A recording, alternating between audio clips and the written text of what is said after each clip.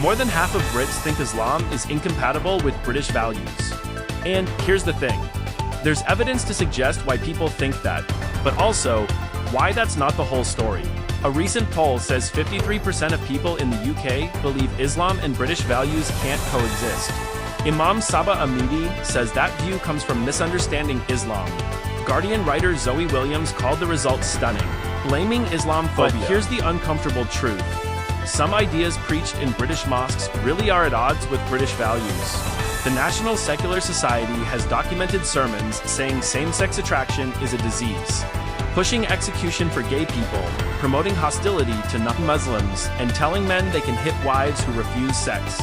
The poll also found 49% think Muslim women wear the hijab because of community pressure only.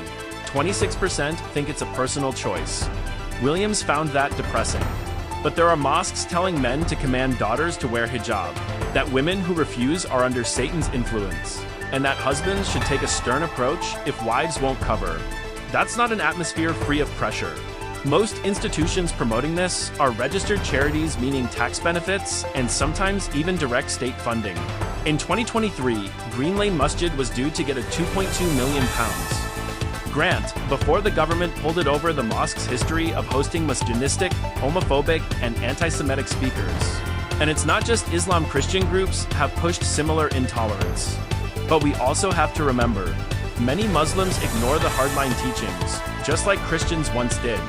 Many British Muslims reject the extreme parts of Islam and embrace the parts that fit life here. We saw that when some Muslim families backed teacher Andrew Moffat against hardline protests for teaching LGBT tolerance. Still, MI5 calls Islamist terrorism the most significant terrorist threat by volume.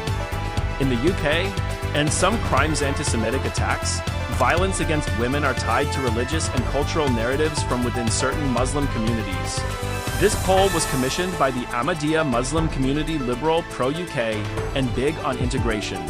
But Ahmadis face persecution from other Muslims, with some UK mosques pushing anti-Ahmad hate sometimes. As registered charities, here's the bigger problem. Government and public bodies often treat hardline clerics as the voice of Muslims.